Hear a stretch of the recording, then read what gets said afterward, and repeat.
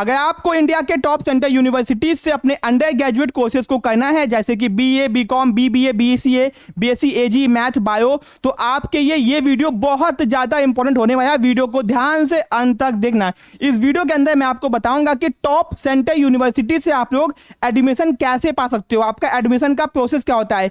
केवल CUT exam देना बहुत बड़ी बात नहीं है, बहुत सारे बच्चों को पता ही नहीं है। आई नो आपको भी नहीं पता होगा कि एडमिशन प्रोसेस क्या होता है, कैसे एडमिशन होता है आपके मन चाहे मनपसंद यूनिवर्सिटीज के अंदर। अब दोस्तों सीयूटी एग्जाम तो सबने दिया है, उसमें नो डाउट कोई दिक्कत की बात नहीं है, ठीक है। बट दोस्तों एडमिशन का जो प्रोसेस होता है वो एकदम अलग होता है और हर यूनिवर्सिटी का अपना अलग अलग एडमिशन प्रोसेस होता है। तो अगर आपको ये नहीं पता होगा तो आप अच्छे मार्क्स लाने के बावजूद भी अपने मन चाहे यूनिवर्सिटीज में एडमिशन नहीं पा पाओगे। तो इस वीडियो में मैं आपकी यही प्रॉब्लम सॉल्व करने वाला हूं। तो बहुत इंपॉर्टेंट वीडियो है, वीडियो को ध्यान से अंत तक देखना। एंड अगर आप लोग चैनल पे नए हो तो चैनल को सब्सक्राइब करना, बेल आइकन भी प्रेस कर लेना, क्योंकि जितने भी यूनिवर्सिटीज हैं आपके हर यूनिवर्सिटीज के एडमिशन प्रोसेस को मैं डिटेल में समझाऊंगा, ठीक है। अब दोस्तों सीयूटी यूजी का आपने एग्जाम दे दिया होगा। सीयूटी यूजी यानी कि अंडर ग्रेजुएट कोर्सेज, ठीक है। सीयूटी पीजी का एग्जाम अलग होता है, उसके एडमिशन ऑलरेडी चल रहे हैं, ठीक है। अब दोस्तों यूजी यानी कि आपने क्लास 12 पास किया है एंड क्लास 12 पास करने के बाद में सीयूटी यूजी का एग्जाम दिया होगा ना। आपको डिफरेंट कोर्सेज में हो सकता है एडमिशन चाहिए, किसी को बीकॉम में चाहिए, किसी को बीसीए में चाहिए, बीबी में चाहिए, बीए में चाहिए, व्हाटएवर बहुत सारे कोर्सेज हैं टॉप यूनिवर्सिटीज के अंदर। तो दोस्तों अब देखो मैं आपको बताने जा रहा हूं प्रोसेस, समझो बात को, ठीक है। अब दोस्तों सबसे पहले आपने सीयूटी का एग्जाम दे दिया होगा। एग्जाम आपके 13 मई से 3 जून के बीच में है, ठीक है। और सुनो, जिसको ये प्रोसेस नहीं पता होगा ना भैया, उसका एडमिशन हो नहीं पाएगा, क्योंकि आपने कहीं ना कहीं एक गलती कर ही दी होगी, ठीक है। तो देखो आपने सीयूटी एग्जाम दे दिया, चलो सीयूटी एग्जाम हो गया। अब आप लोग सोचोगे अब क्या करना है। अब दोस्तों आपको कुछ नहीं करना है, थोड़ा सा आपको वेट करना है पहले तो, ठीक है। अब दोस्तों आपका एग्जाम किसने करवाया है? NTA, national testing agency. ये एक इंस्टीट्यूशन है जो कि एग्जाम कंडक्ट करवाती है इंडिया में, ठीक है। अब दोस्तों आपका एग्जाम तो इसने करवा दिया। एग्जाम करवाने के बाद में आपको कोई पेपर नहीं मिला, पेंसिल नहीं, कुछ नहीं मिला, यानी आपको पता ही नहीं है कि कौन कौन से क्वेश्चंस आए थे। तो परेशान मत हो, अभी एनटीए क्या करेगा? प्रोविजनल आंसर की निकालेगा। इसमें क्या होगा, एनटीए कह देगा कि भैया आपने जो भी पेपर दिया होगा उसका आंसर की पूरा आपको दे देगा कि ये उसका आंसर की है। कहोगे सही जी मेरे पास तो क्वेश्चन पेपर नहीं है, तो एनटीए आपको वो भी दे देगा, यानी आपने कौन कौन से क्वेश्चन अटेम्प्ट किए हैं, प्रॉपर आपके आईडी जहां से आपने फॉर्म फिल किया था ना वहीं पे आपको आईडी पासवर्ड में आपका पूरा रिस्पॉन्स की, यानी आपने जो भी क्वेश्चन का रिस्पॉन्स दिया था वो आपको रिस्पॉन्स सीट जिसको बोलते हैं वो आपको दे देगा, और साइड में आपको आंसर की भी दे देगा। वो आपको क्यों देगा? देखो अभी फाइनल आंसर की नहीं आई आपकी, क्या ये प्रोविजनल आंसर की, यानी कि एनटीए ने आपको ये बता दिया बेटा तुमने ये क्वेश्चन अटेम्प्ट किया था और तुमने इस क्वेश्चन का ये ऑप्शन टिक किया था, और ये देखो ये है आंसर की, इसके हिसाब से चेक करियो कि आपके आंसर सही है कि नहीं। बट दोस्तों इसमें एनटीए के आंसर की में भी गलती हो सकती है, और ऐसा भी हो सकता है कि आपने कोई क्वेश्चन सही किया हो और एनटीए के आंसर की में गलती हो। तो एनटीए ने आपको किस लिए दिया? एनटीए ने कहा है कि बेटा अगर आपको लगता है कि आपने कोई क्वेश्चन सही किया है और एनटीए के आंसर की में वो क्वेश्चन गलत है, ठीक है, तो आपको उस क्वेश्चन को चैलेंज करना होगा। तो चैलेंज करने के लिए आपको टाइम दिया जाएगा। तो यानी कि सीयूटी एग्जाम के बाद में सबसे पहले आपका क्या आएगा? प्रोविजनल आंसर की, जिसमें आपने जो रिस्पॉन्स दिया होगा आपकी रिस्पॉन्स सीट आएगी और एनटीए का आंसर की आएगा, ठीक है। तो आपको क्या करना है?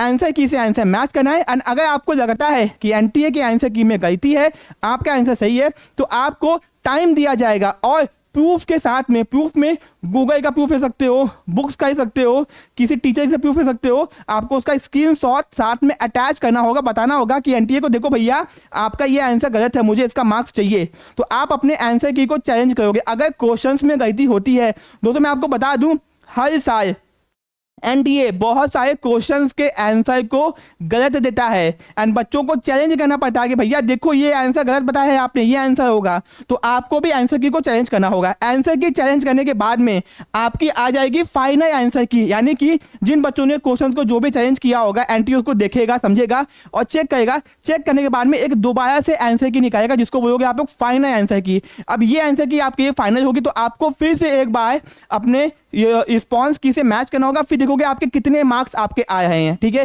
तो यानी कि इसमें जो आपके मार्क्स आए होंगे इसमें हो सकता है फाइनल आंसर की से थोड़े से ज्यादा मार्क्स आपके आए, ठीक है।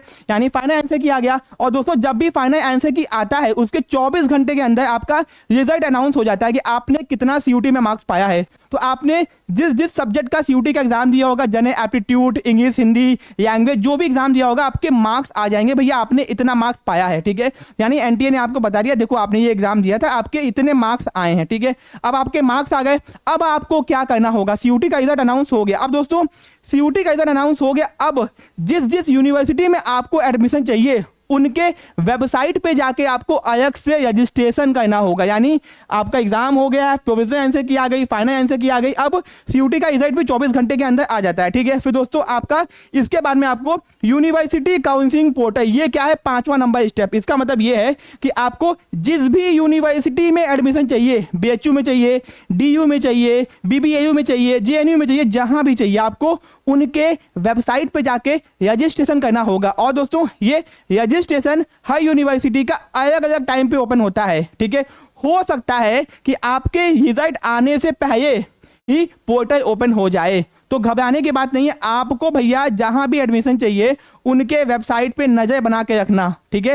एंड दोस्तों इनकी वेबसाइट भी अलग अलग होती है, तो आपको पता होना चाहिए कि कौन सी वेबसाइट से एडमिशन होगा। तो अगर आपको नहीं पता, कमेंट बॉक्स में कमेंट करना, मैं आपको उनकी डायरेक्ट वेबसाइट का लिंक प्रोवाइड कर दूंगा, ठीक है। तो यानी कि अब आपको जिस भी यूनिवर्सिटी में एडमिशन चाहिए आपको उनके वेबसाइट पर जाना होगा और इनका पोर्टल ओपन होगा, ठीक है। अब उस पोर्टल में रजिस्ट्रेशन करना होगा। रजिस्ट्रेशन के लिए आपको अपने एनटीए का क्या वो जो एप्लीकेशन नंबर है और डेट ऑफ बर्थ यूज करना होगा। यानी कि यूनिवर्सिटीज को पता है कि आपने एनटीए का एग्जाम दिया है, तो आपको जो एनटीए का एप्लीकेशन नंबर है उसी को यूज करना होगा, किसी और चीज से आपका फॉर्म नहीं भराएगा, ठीक है। तो एनटीए का एप्लीकेशन नंबर यूज करके, डेट ऑफ बर्थ यूज करके आपको अपना फॉर्म भरना होगा, ठीक है। प्रॉपर नाम, पता, एड्रेस सब कुछ थोड़ा सा पहले से भरा भी होगा, आपको बाकी इंफॉर्मेशन भरनी होगी, क्या 10th में कितना पाए हो, 12th में कितना पाए हो, सब कुछ आपको बताना होगा। डॉक्यूमेंट्स भी अपलोड करने होंगे, तो परेशान मत हो, जैसे ही पोर्टल ओपन होगा मैं आपको प्रॉपर वीडियो बना के बता दूंगा कि फॉर्म को कैसे भरना है, ठीक है। परेशान बिल्कुल मत हो, ठीक है। चलो ये हो गया आपका। फिर दोस्तों आपको ऑनलाइन सब कुछ ऑनलाइन होगा, ऑफलाइन कुछ भी नहीं होगा। तो कहीं आपको यूनिवर्सिटी में फिजिकली नहीं जाना होगा, सब कुछ अपने घर बैठे बैठे करना होगा। तो आपको ऑनलाइन रजिस्ट्रेशन करना होगा, एक्स्ट्रा फीस पेमेंट करनी पड़ेगी। यानी कि हर यूनिवर्सिटी का अपना अपना फीस लगता है, किसी का 250, किसी का 300, किसी का 400, किसी का 500। तो आपको हर यूनिवर्सिटी का फीस भी पेमेंट करना पड़ेगा। तो यानी कि आपको रिजल्ट आने के बाद में या पहले कभी भी जब यूनिवर्सिटी अपने पोर्टल को ओपन करेगी तो आपको उस साइट पे जाके रजिस्ट्रेशन करना होगा, वरना आपने एग्जाम दिया एडमिशन हो ही नहीं पाएगा, क्योंकि आपने उस यूनिवर्सिटी के वेबसाइट पे रजिस्ट्रेशन किया ही नहीं, ठीक है। चलो अब भैया अब दोस्तों रजिस्ट्रेशन करोगे कैसे, तो मैं आपको एक एग्जांपल दिखा देता हूं। ये देखो, ये आपका डीयू का वेबसाइट है, ठीक है दोस्तों, ये डीयू का वेबसाइट है। तो अभी क्या बोलते हैं, पोर्टल इनका ओपन नहीं हुआ है, जैसे ही ओपन होगा तो यहाँ पे आपको दिखाएगा रजिस्ट्रेशन। तो मैं आपको अभी पीजी का दिखा देता हूँ, पीजी का, ठीक है। तो पीजी का अगर आप देखो, ये पीजी का है, यानी पोस्ट ग्रेजुएट कोर्सेज का है, ठीक है।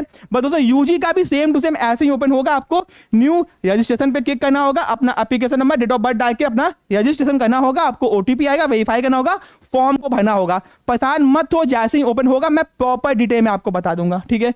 चलो वापस से हम लोग अपने वेबसाइट पे आते हैं यहाँ पे, ठीक है। यानी कि आपको मैंने ऐसे ही बीएचयू का अपना खुद का होगा, ऐसे ही डीयू का मैंने दिखा दिया, बीएचयू का खुद का होगा, ऐसे ही बीबीएयू का खुद का होगा, सबका अपना अपना पोर्टल है। आपको हर जगह जाके रजिस्ट्रेशन करना होगा। खास बात यह है कि सेंट्रल यूनिवर्सिटी ऑफ हरियाणा में गर्ल्स के लिए कोई भी पैसा नहीं लगता, फ्री में अपना रजिस्ट्रेशन कर सकते हो, ठीक है। ये हो गया। अब दोस्तों इसको करने के बाद में आप ध्यान रखना, सारे डॉक्यूमेंट्स को अपलोड करना होगा, सारी इन्फॉर्मेशन सही से फिल करना है। इसको करने के बाद में आपका अगर किसी ने फॉर्म भरते वक्त कुछ गलती कर दी भाई साहब, ठीक है, तो उसको ठीक करने के करेक्शन विंडो ओपन होगा 2 दिन के लिए, ठीक है। 2 दिन के अंदर आपने जो भी गलती किया है भाई साहब उसको ठीक कर लेना। ध्यान रखना, आप क्या बोलते हैं, अपने मम्मी पापा का नाम, मोबाइल नंबर जो आपने रजिस्ट्रेशन के टाइम डाला था वो नहीं ठीक कर पाओगे, बाकी आप चीजें ठीक कर पाओगे, ठीक है। चलो तो जो भी गलती की हो फॉर्म में उसको ठीक करना। फॉर्म में ठीक करने के बाद में अब आपको इंतजार करना है, बस आपको अब इंतजार करना है, ठीक है। अब क्या करना है, आपने सब कुछ ठीक भी कर दिया, अब दोस्तों आपको वेट करना है। अब क्या होगा, हर यूनिवर्सिटी अपना पहला कट ऑफ निकालेगी, ठीक है। पहले कट ऑफ में आपको क्या करना होगा कि बता देगी कि इतनी सीट है और इतने मार्क्स तक के बच्चों का एडमिशन हो रहा है। तो अगर आपका मार्क्स उसके ऊपर होगा तो आपको जहां से आपने फॉर्म फी किया होगा वहां पर दिखाएगा कि आपका एडमिशन हो गया है, फीस पेमेंट कीजिए। यानी कि आपका कट ऑफ निकलेगा, मेरिट लिस्ट निकलेगा एंड आपको सीट अलॉट होगी। अब दोस्तों सीट जब अलॉट होगी तो आपको सीट को एक्सेप्ट करना होगा कि भैया हाँ मुझे बीएचयू के अंदर मेन कैंपस में बीकॉम का सीट मिल गया, ठीक है। अब बीएचयू का मेन कैंपस भी है, बीएचयू का डीएवी भी है, बीएचयू का एएमपीजी भी है, बीएचयू का आपका साउथ कैंपस भी है। तो आपने जैसे फॉर्म भरा होगा, फॉर्म में आपसे पूछा गया होगा कि आपको पहले कौन सा चाहिए, मेन कैंपस चाहिए फिर आपको डीएवी चाहिए, तो आपके मार्क्स के अकॉर्डिंग आपको कॉलेज मिल जाएगा, यूनिवर्सिटी में अलॉट हो जाएगी, ठीक है। अब मान लो कि आपको मेन कैंपस नहीं मिला, डीएवी मिल गया, डीयू का मेन कैंपस एसआईसीसी नहीं मिला, आपको हंसराज मिल गया, आपने एसआईसीसी को ऊपर रखा था, तो आपको तो भी सीट को एक्सेप्ट करना होगा। आपने सीट को एक्सेप्ट कर दिया यानी कि भैया आपको वो सीट मिल गई है। सीट को एक्सेप्ट करने के बाद में ऑप्शन होता है कि सीट को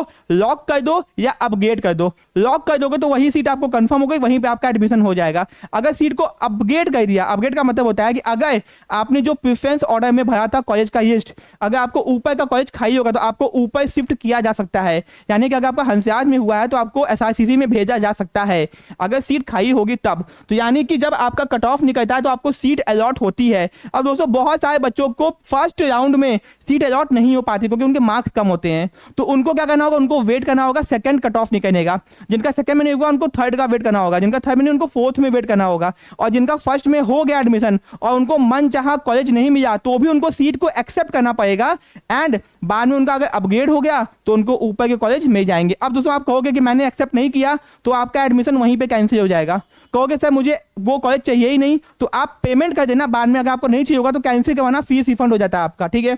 चलो यानी आप यहाँ पे एक्सेप्ट करोगे, एक्सेप्ट करने के बाद में फीस का पेमेंट करोगे, जो भी आपसे फीस, देखो पूरा फीस आपसे नहीं मांगेगा, कुछ फीस मांगेगा। फीस पेमेंट करने के बाद में एडमिशन डन हो गया। अब अपग्रेड का ऑप्शन है तो फीस को अपग्रेड मतलब कि आपने अपग्रेड कर दिया, फीस मतलब लॉक कर दिया, अब आपको वही कॉलेज मिल गया।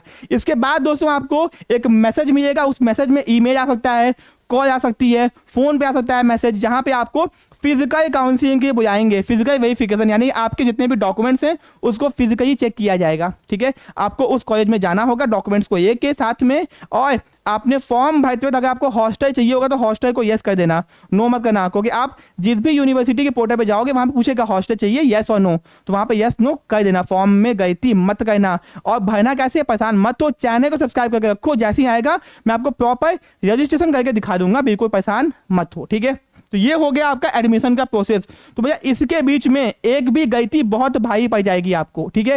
एंड दोस्तों आपके जो भी कैटेगरी है, जनरल को छोड़ दो, ईडब्ल्यूएस, ओबीसी, एससी, एसटी, सुन लो बात को भाई, सुनिए ना, ईडब्ल्यूएस और ओबीसी आपका 1 अप्रैल 2025 के बाद का होना चाहिए। अगर नहीं है तो जाके बनने को दे दो, वरना फॉर्म भरने बैठोगे ना तो आपसे कहेगा भैया 1 अप्रैल के बाद का अपना सर्टिफिकेट अपलोड कीजिए। अब आपका अगर 1 जनवरी 2025 का है तो वो अपलोड मत करना, एडमिशन में दिक्कत होगी आपको, ठीक है। आपको नया वाया अपना क्या बोलते हैं कैटेगरी सर्टिफिकेट अपलोड करना होगा, चाहे वो ओबीसी का हो चाहे वो ईडब्ल्यूएस का हो। और सुनियो ओबीसी वालों, आपको सेंट्रल गवर्नमेंट वाला चाहिए होगा ईडब्ल्यूएस, ठीक है ना, सेंट्रल गवर्नमेंट, ओबीसी एनसीए का सेंट्रल गवर्नमेंट वाला सर्टिफिकेट चाहिए होगा कैटेगरी का, और नया चाहिए होगा 1 अप्रैल 2025 के बाद का चाहिए होगा, ठीक है। तो जाके नया बनवा लो, वरना बाद में होगी बहुत दिक्कत। एंड जो बच्चे अपने स्कूल से टीसी माइग्रेशन नहीं है क्या आए, वो टीसी माइग्रेशन स्कूल से अपना निकलवाए हैं, ठीक है। टीसी माइग्रेशन जो भी आपके डॉक्यूमेंट्स बचे हुए हैं उसको लेके रख लो, बाद में होगी बहुत दिक्कत, ठीक है। तो दोस्तों बहुत इंपॉर्टेंट वीडियो है, फ्रेंड्स में शेयर करना मत भूलना। एंड दोस्तों कैसे फॉर्म भरना है, क्या चीजें करनी है, जैसे ही पोर्टल ओपन होगा किसी का भी,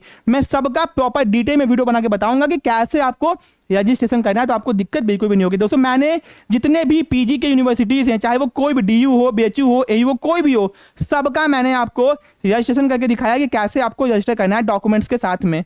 आप अपने घर बैठे बैठे अपने लैपटॉप से फॉर्म को भर सकते हो बिना किसी दिक्कत के और बिना किसी से पूछे, एक भी गलती के बिना। तो परेशान मत हो, बस चैनल को सब्सक्राइब करके रखे जाना। तो वीडियो अगर अच्छा लगा तो वीडियो को लाइक करना, चैनल को सब्सक्राइब करना। मिलते हैं अपने नेक्स्ट पार्ट में। Thank you so much.